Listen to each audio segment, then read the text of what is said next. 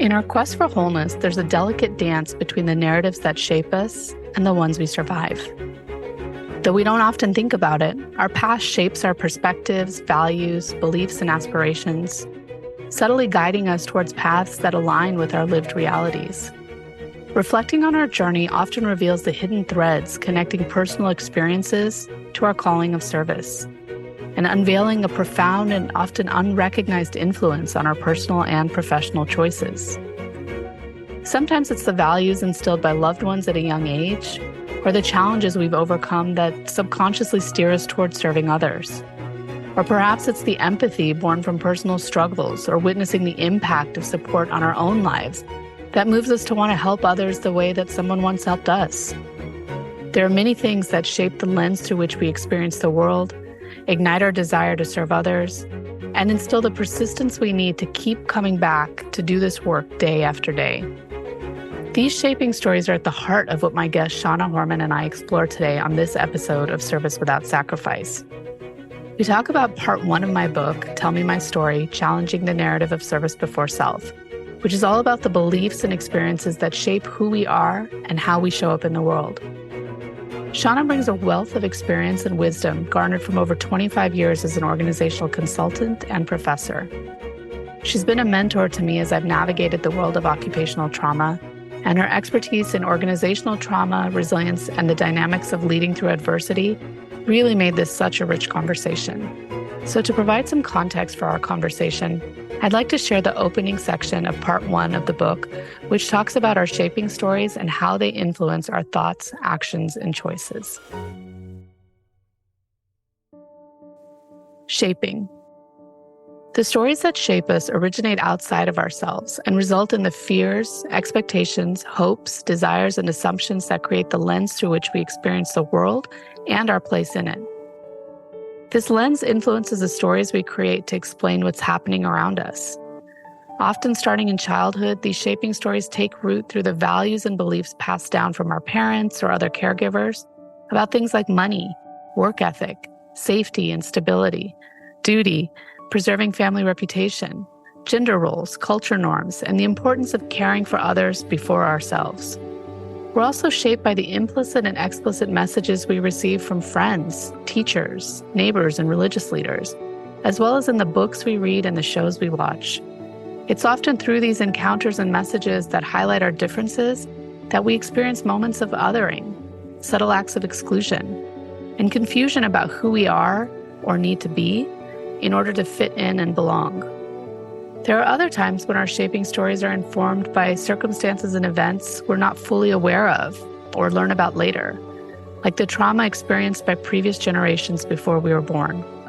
Even without our awareness, these experiences burrow into our minds and bodies. The way the sadness and struggles of the people around us makes us feel isolated and alone. And the way our values have dark undersides of shame that creep up when we're not performing to family, cultural, or societal standards, influencing our thoughts, actions, and beliefs from one moment to the next. The shaping stories in part 1 reflect the complexities of a few pivotal moments that became the catalyst for the conditioned reactions that influenced the choices I'd make, both personally and professionally, for decades to come. Shana and I are both on a mission of healing individuals and the traumatized systems within which they serve.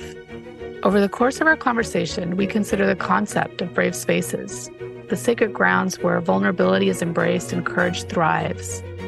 And we delve into the intricacies of generational trauma and the often unspoken impact it has on individuals and, by extension, their workplaces. We also explore the nuances of addressing individual trauma within the workplace, uncover the threads that bind us, the stories that isolate us, and the potential for healing through connection. Thank you for joining us as we embark on this journey through the complexities of persistence, trauma, and the profound connections that define our pursuit of service in a world striving for wholeness. I'm Dimple Dabalia, and this is part 1 of a story about service without sacrifice. Shana, thank you so much for being here today. I am really, really excited to have this conversation with you. Today, we are talking about part 1 of my book, Tell Me My Story, Challenging the Narrative of Service Before Self. And as you know, this part of the book focuses on the concept of shaping and specifically what I call our shaping stories. The shaping stories that I kind of talk about in the book, I kind of think about them as the kind of experiences that we have in our lives that are sometimes outside of our own control. And they really start to create the lens through which we experience the world, we experience ourselves. And they become kind of the basis for our own fears and expectations and hopes and desires and assumptions. And then really that just shapes how we show up in our work, in our relationships, in everything that we're doing. In part one of the book, I shared a lot of what I think are some of the pivotal shaping stories in my life, and then how those imprinted on my mind and body and really shaping the person I'd become and influencing how I showed up, not just in my relationships, but in my work and like the choices I made in terms of the career that I pursued. So a lot of the kind of overarching themes in this part of the book included things like generational trauma, othering and exclusion, what I call the split identity. That's very common, especially for like immigrant children, things like that. Violence and mental health related challenges, lack of stability. And then also at the heart of this idea of what it means to be of service and kind of how those narratives were shaped for me. So thank you so much for being here. And I'm curious, what came up for you as you went through part one of the book? Thank you very much for allowing me to be here. So many things came up for me. And I have to say that one of the overall themes that kept coming back to me again and again was the theme of persistence. Yes. And I was stunned so many times in those stories about the juxtaposition of life and death, that people chose life to the best of their ability and that life was not a given. And that persistence of your uncle, for example, absolutely persisting to get to a place of safety and wholeness, even leaving so much of his heart behind.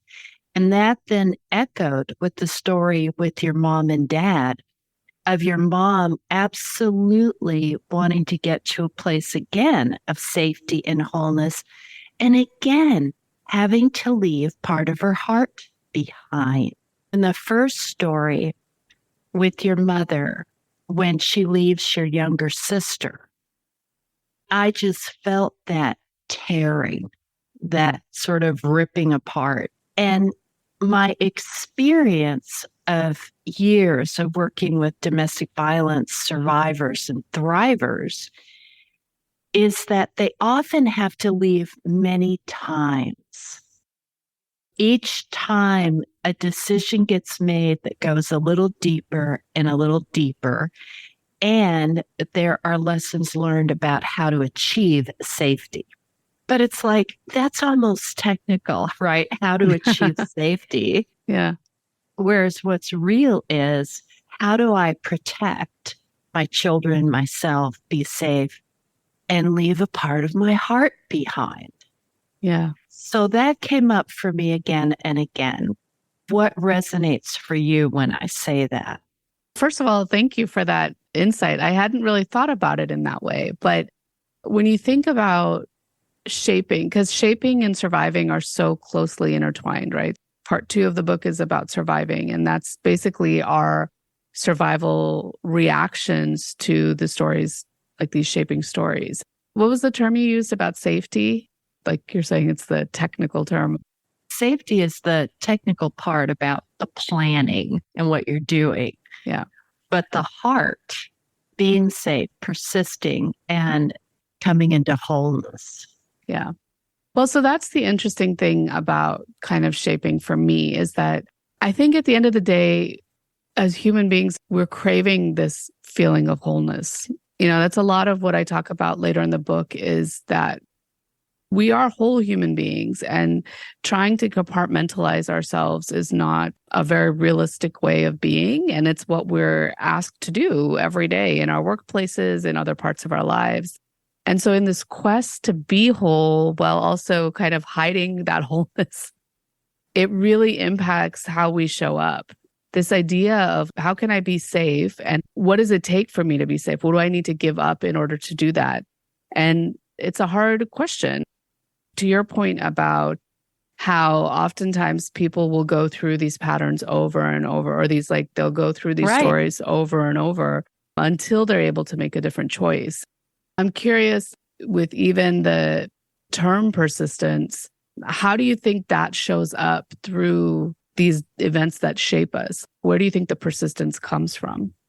If I could back up just a minute and then I'll address that question. Please, yeah.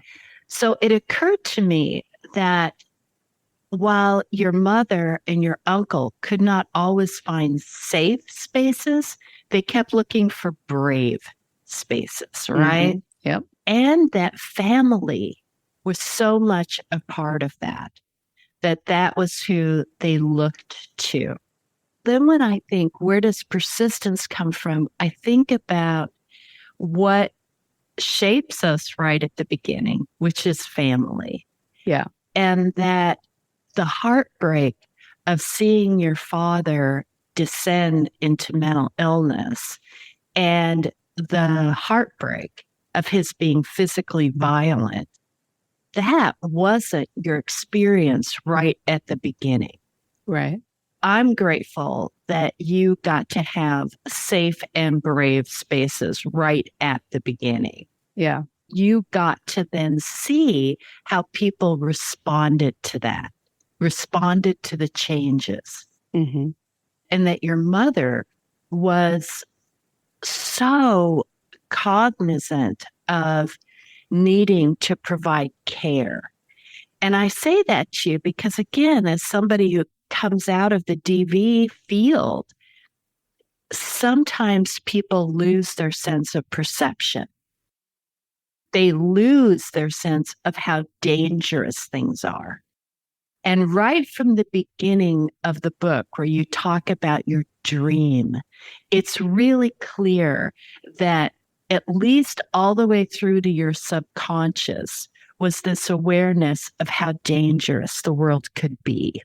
And what did you need to do to be able to persist through to wholeness, which of course the first part isn't about, but it is about persisting through whatever life puts in front of us. That's a really interesting way to think about it. I hadn't thought about it in that way of persisting through, but that's really what it is when we think about this whole story healing cycle. Is it's going from that place of shaping to surviving to finally having the awareness to notice what's happening. So the seeing and then making the new choices to shift and then being able to finally share our stories.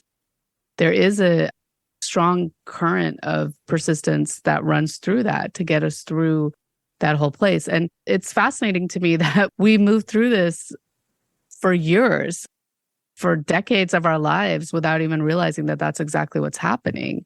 And how hard we are on ourselves without realizing that we are persisting through all of these really challenging moments and experiences to get us to that point of wholeness.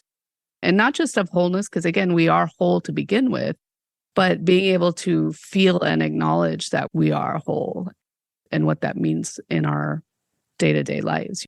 I love that. It's like we don't usually do a pause, any kind of a sacred pause and say, wow, I came through that. Or, wow, I got up today. And you can do a retrospective and think about how far you've come. And we're not always acknowledging each little win. Mm-hmm. I mean, how amazing, even just the win of your uncle getting back on that bus and walking by all of those people. I mean, think of the courage that took. Yeah. And the courage of your mother, not once, but more than once, of saying, we have to do something different. We have to get out of here. Yeah. You know, it's not that he's a malevolent man. He is a sick man and we cannot be here. Yeah. To your point about the brave space also. So I talk about this later on in the book because I agree. Like, I think it's so important to make that distinction between brave space and safe space. And we've all heard it from the poem. I think it was Mickey Scott Bay Jones, but her poem was actually based on a poem by somebody else. And the name is escaping me, but I'll make sure to include the correct links in the show notes. But it's this idea for people who don't know that not everybody has the privilege of safe space. And so Right. brave space is really this acknowledgement of our humanity. And it's this acknowledgement that we are going to show up, we're going to make mistakes, we are going to make the wrong choices. But at the end of the day, we are doing our best to create this space. And safe space kind of implies that this is a place where you can say whatever you want, do whatever you want, and it's okay. But it doesn't acknowledge that sometimes when we say what we want and do what we want, it's hurtful to other people. And so it's with that understanding that I'm probably going to hurt you in some way, and that's not my intention, and vice versa, right? And so, so that's what we mean when we're talking about brave space. But yeah, like I really, I think that that's such an important piece of this, that when we're in, like we think about shaping stories starting in our childhood. And as children, we're so dependent on the people around us. So our families are usually the first people that we encounter. And that shapes a lot of how we view what's safe in the world and what's not. Right. I just had a chance to spend time with some extended family this past week. And it's been interesting, right? To hear a lot of perspectives that I don't necessarily agree with. And had I heard some of those when I was growing up, my view about life would have been a lot different, or people in this world might have been a lot different. But my parents had very different views. And so that's what kind of shaped my initial views. I'm actually reading What My Bones Know by Stephanie Fu. I don't know if you've read it. It's really stunningly beautiful. And it's all about complex PTSD, post-traumatic stress disorder. And her complex PTSD came out of abuse that she suffered from her parents when she was a really young child. As I was reading it, I just kept thinking, shaping story, shaping story, shaping story, because it was like there were so many things that her parents were saying to her or doing to her that were creating those lenses through which she would ultimately view herself, that were leading her towards thoughts of death by suicide, things like that. And part of this is looking at kind of things that were happening that we can look back now and see.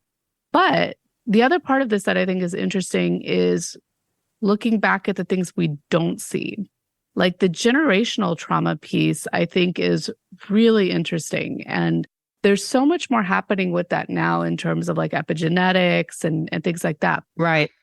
But I'm curious, based on your background, both personally and professionally, and the role that ancestors and generations play in our life and work. What are your thoughts on that around this idea of shaping and how that impacts us? I so appreciate that I've had elders in my life who have really stressed to me that when I hear stories, whether it's from the residential schools that Native people were forced into, or the kind of starvation and poverty on reservations, I'm so grateful that the elders who tell me stories also say to me, we are still here.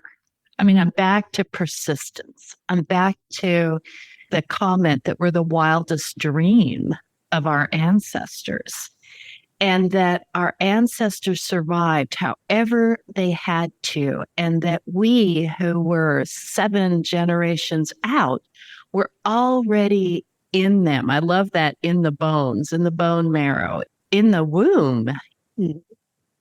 I think about the power of stories, and that we tell each other to inspire one another.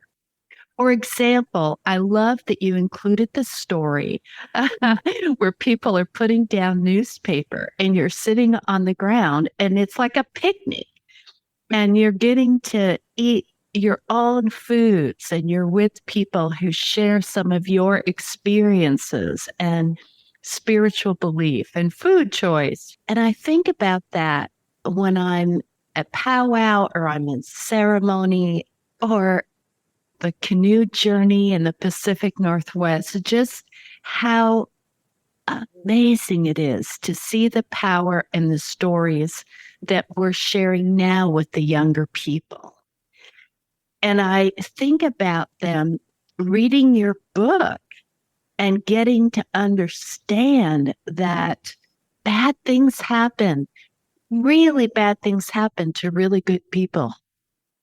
And we continue. I don't think we have paid enough attention to generational trauma, to historical trauma. We don't want to do that. We want to pretend that those things didn't happen or that they were in the past and they don't matter. Mm-hmm.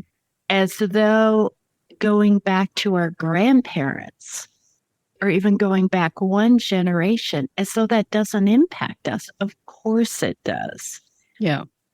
When I first read your book, sometimes I would find myself gasping, like, oh, the power of this story and how hard it is. And then I would say, oh, what a blessing this is. It's out there. And other people can have courage and feel brave enough to say, it's out there. And look what we have come through. And what have we learned that lets us go on, that we want to share the generations down from us? What do I want my granddaughter to know about what has been survived by the people in the family? I keep coming back to that image of sitting on the floor and having food and your dad in a good space. Mm-hmm.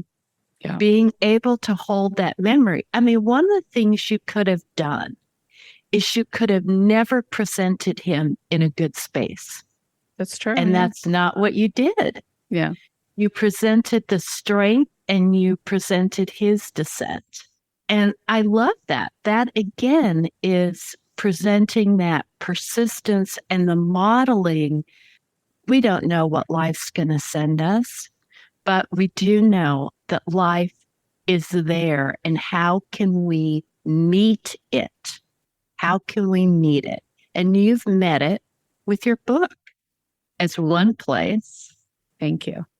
Actually, as you're talking, one thing that's coming up for me is you have a book as well. You co-authored Organizational Trauma and Healing with Pat Vivian. And for me, the two of you have definitely been mentors, especially in this organizational trauma world. I feel like there's still a lot of pushback. Like, this is one of the reasons why I think that this book is needed right now. And I think that holistic, human-centered duty of care is needed, is because this exactly what we're talking about. There's generations of things, historical things that have happened that have impacted each of us. And we carry that within us and we bring it into the workplace every day. And yet the bulk of the organizations that we see out there and that we support through our work often don't want to recognize those things. I've been saying this lately a lot, which is that being human is messy and serving humans is messier. And so there's this feeling, I think, oftentimes within organizations that we don't want to deal with the messiness of being human. Like, we want you to come in, do your work, and then go home and whatever. Like, we don't care what you do at home. I'm curious, like, as you work with organizations, how does this element of our shaping stories show up in the work? And then how do we get organizations to kind of think about and acknowledge that these stories are a part of what make us who we are, and probably that have led many of us into particular nonprofits or government work or whatever, is a lot of our shaping stories have led us there. So what are some things that come up for you in terms of the organizational trauma and healing that tie back to shaping stories, generational trauma, all the different forms of trauma that shape us, and then how they impact the organization? One of the things I love about the beginning of your book, the idea of shaping stories, is that I have frequently been in organizations where I've asked people, what drew you here? Mm-hmm. What drew you to this work? What drew you to this organization? And had them tell me they'd never been asked that question. And I think it's really an important question that we know about each other. It's part of our connection to each other is our stories. Mm-hmm. And I have to go back to organizational trauma is often not recognized. It's often not named. You mentioned complex PTSD, often not recognized, not named. For us all to take a breath and pause and be able to say, what is going on here?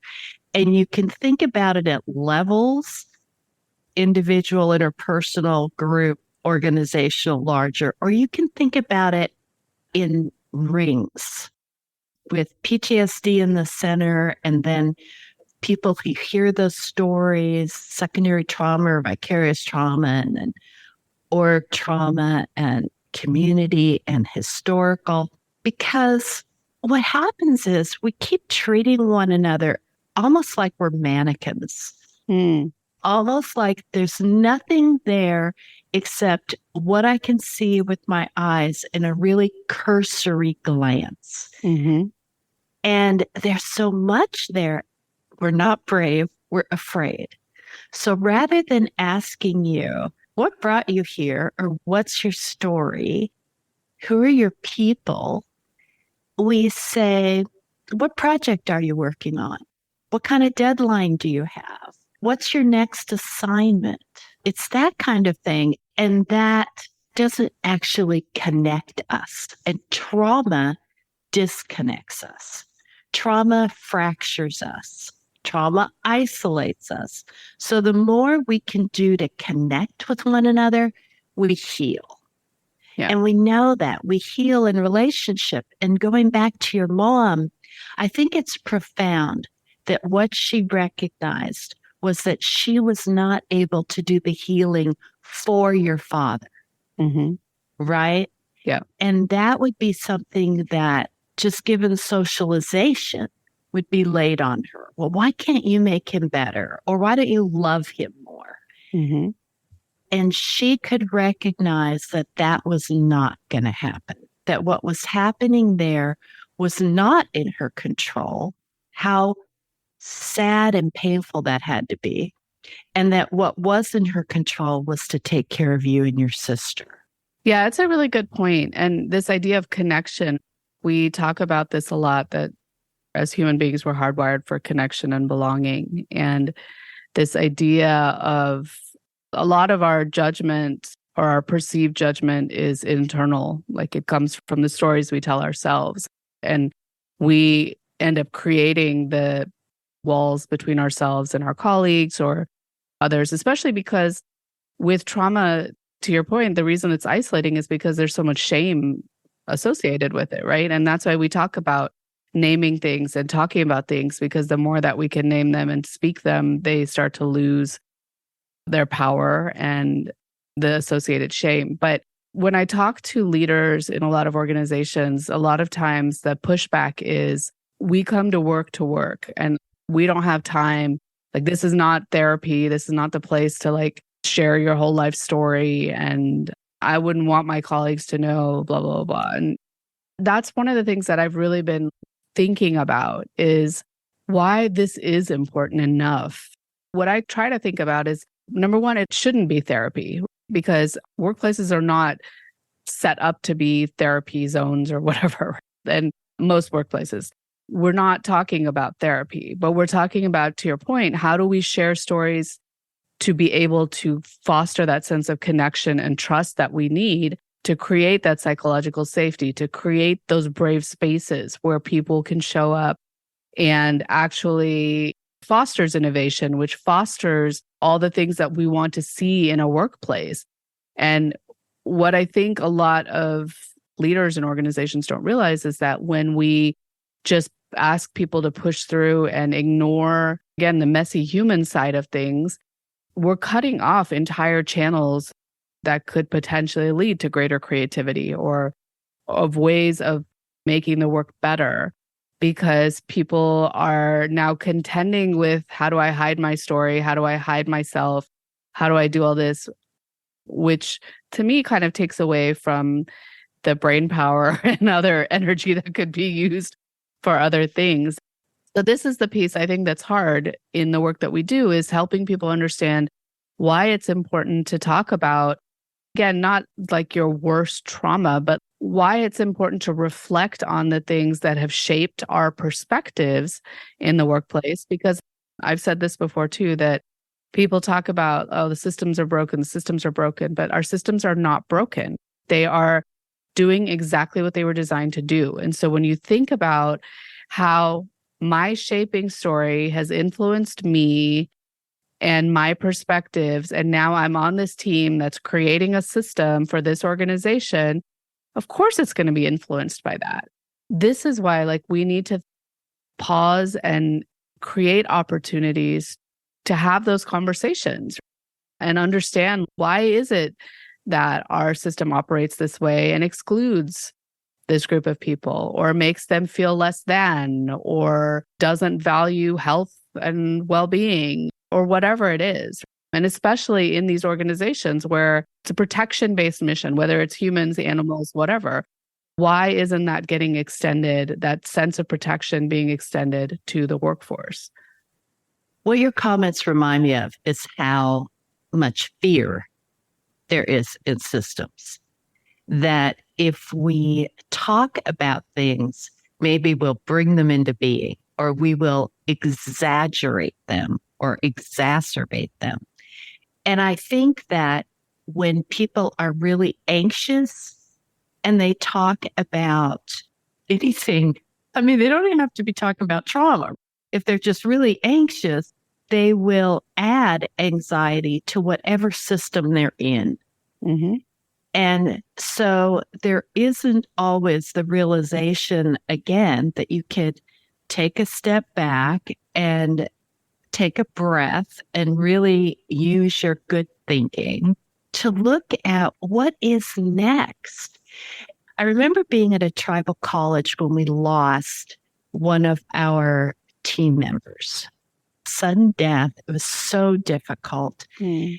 And we came together a couple of times just to tell stories about her, what we remembered. And it was painful. It was difficult. Yeah.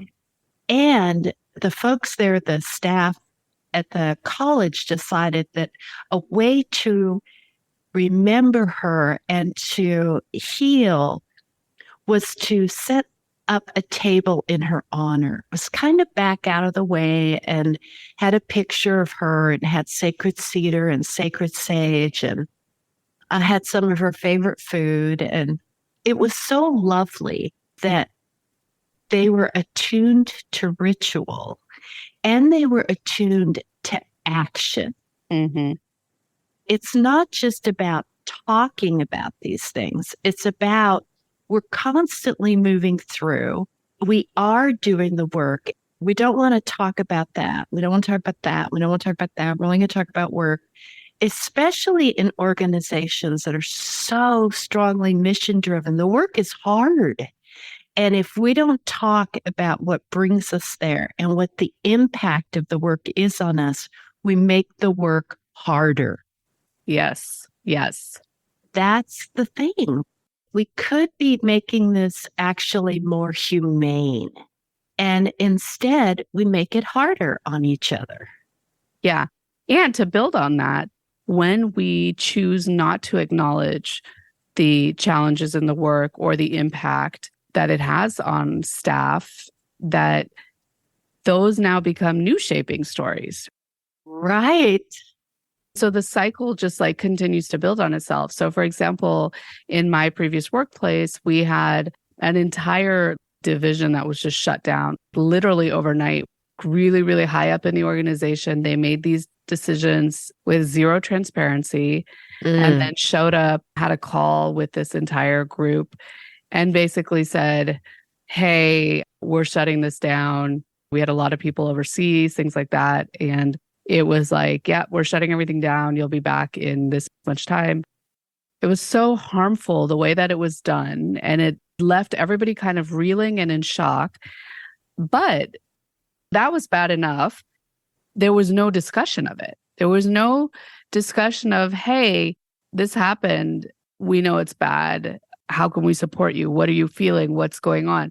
And I remember my little team of people, like we tried to do some stuff. And it was just really challenging because people were so hurt and upset. And we've seen this a number of times through the pandemic. There was a CEO who laid off, I don't remember how many, like thousands of people on a Zoom call and things like that. It leaves people just feeling like, what just happened? But then it imprints on their minds, it imprints on their bodies, because now when their mind is like going that way, there's all the stress hormones and everything going through the body. So now it's going to cause like physical issues as well. When it comes time to like either find a different job or whatever it is, this story has now shaped the perspective of this person to where they're going to make choices based on that. And I understand we have to make choices based on the information that we have. The problem is that we don't have to make choices based on bad information, which is what often happens in a lot of these places. I really think that understanding how these different experiences impact us, again, it has to start with the individual. I have to understand how things impact me, how different types of conversations impact me, how different experiences impact me, how they've impacted me in the past, because that's going to inform how they will likely impact me in the future until I can like make new choices.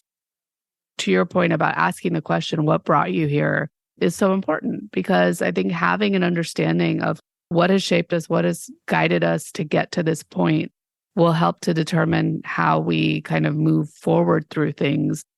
And going back to persistence, what is our persistence? To what extent are we going to be persistent in continuing to move through to get there? All comes full circle.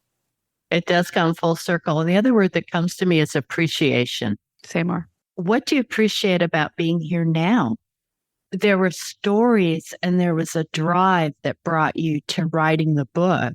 And you have even new appreciations now simply by having conversations about it.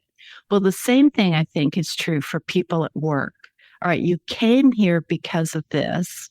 I'd love to know if that value is still in play. And what do you appreciate now about being here? Because again, especially if we're working with trauma, we can start to sink. Yeah. And it's appreciation and connection that keeps us from sinking. It's a great point. Oh my gosh, so much to think about. So much to think about. Anything else related to kind of the org trauma piece for you? I love your point about new shaping stories. That shaping stories are not just the original story or the first narration. That as we continue, we're continuing to shape. So we can become more awake to that, more aware of what am I shaping right now? How am I acting right now? And even more, how are we acting right now? What's our collective understanding of our story right now? Yeah. And I think the more that we can find that collective understanding, the easier it becomes to move through the challenging times. That's what we talk about with psychological safety, is that we don't want to be reactive. We want to be proactive. We take the time to have those conversations and to build trust on our teams and build that sense of psychological safety where people feel like I can be myself here. I can speak up. I can do all the things I need to do. I'm not going to be punished for it. And we build up to that so that when pandemic shows up or when we have some other big kind of collective trauma that hits us, we are already a strong enough unit to kind of weather that. And it's not that we're now having to scramble and try to figure out how to muddle our way through. And I feel like that's a lot of what ends up happening is a lot of reaction mode, reaction mode, reaction mode. And inevitably, reaction mode is fight or flight mode. And that unless there's some major thing happening in the moment, that's not going to serve us in terms of making good decisions. And imagine if rather than thinking in terms of individual trauma, we always thought in terms of collective trauma. Yeah. We always thought in terms of whatever's happening to you, it's happening to us. You're part of us. How can we be present? Do you want us simply to witness? Do you want us to suggest resources? How different that would be, again, because it would break the isolation and people would stop thinking of, I have to manage this myself. Yeah, because managing ourselves, that's where I found myself in that hotel room in Zambia, was like trying to manage it myself. And again, that's where the shame lives and the isolation and all the other stuff. Oh my gosh, I feel like I could talk to you about this forever. But as we kind of start to close out, I want to ask one last question, which is, in the container of this brave space that we've created together, what does that concept of service without self-sacrifice look like for you? Or what does that mean for you? So first of all, I'm very grateful for the language. Service without self-sacrifice. I'm grateful for the language. And I have to say, there's this little part of me that's like, oh, I can't believe it. I just can't believe it. If I'm going to be in service, then there's just going to be some part of me that I'm sacrificing. And so to actually step into a space and say, what would that be? Really and truly, how would that be? Because I'll tell you, Dimple, I had a dream. I was working at a shelter that did both sexual assault and domestic violence work. And I felt so in the work and so overwhelmed and consumed by it that in my dream, I couldn't ever leave. So I took my head off and left it on my desk, and I took my body home to rest. Oh my gosh. That was my dream. Okay. So when I think about it now and the arc that I've traveled for myself in my work, I think how amazing it is to honor joy. How amazing it is to honor beauty and to honor the sacred. And that those are all such a part of me, and that being true to me, but just being me, means that I have that going on. And then I can bring truly myself to whatever my work is, and not bring this exhausted person who her head is separate from her body, to actually stay whole, and to value myself, because that also values the work and the people that I'm with. Otherwise, you know what? I am so overwhelmed and I'm leaking that all over them. Yeah. So how important that is. And again, thank you for the language. Love it. Thank you. I really appreciate that. I am so grateful to you, and thank you so much for taking the time to talk today, and just for the extraordinary work that you have done and continue to do in the world. I am so grateful to learn from people like you who have kind of been clearing the path, and then also just to be able to witness and support it. So thank you for that. So for anyone listening, please definitely check out Shana and Pat's book, Organizational Trauma and Healing. I think especially for organizations in these kind of helping professions, it's a fantastic book. Definitely something everyone should be reading just to understand what it means for an organization to be traumatized. And we'll definitely put a link in the show notes as to where you can buy it and how you can connect with Shana as well. For everyone who is listening, please remember that at the heart of the word humanitarian is human, and we can choose to serve others without sacrificing our own health, well-being, and humanity in the process. Until next time, be well, and thank you so much for your service. Thanks so much for tuning into this episode of Service Without Sacrifice. If we want to put the human back into humanitarian work, we have to get this message in front of as many people as possible. And this, my friends, depends a lot on word of mouth. So if you enjoy these conversations and find them to be valuable, please like, subscribe, and review Service Without Sacrifice on your favorite podcasting platform. And share it with others who might benefit. And producing this show is a labor of love, and your support will help me to continue creating new content and sharing stories of hope, healing, and human-centered leadership for years to come. Please consider becoming a paid subscriber over on Substack, where I'm working to build a community with my newsletter and content hub, Dear Humanitarian. You can find out more about my writing, the book, our online story healing community called the Hummingbird Circle, as well as how to work with me over at rootsintheclouds.com. And I'd like to take a moment here to acknowledge how grateful I am to live, write, work, and record this podcast on the ancestral lands of the Dogue and Piscataway tribes. And I'd also like to take a moment to thank the team over at One Stone Creative for editing and producing this series.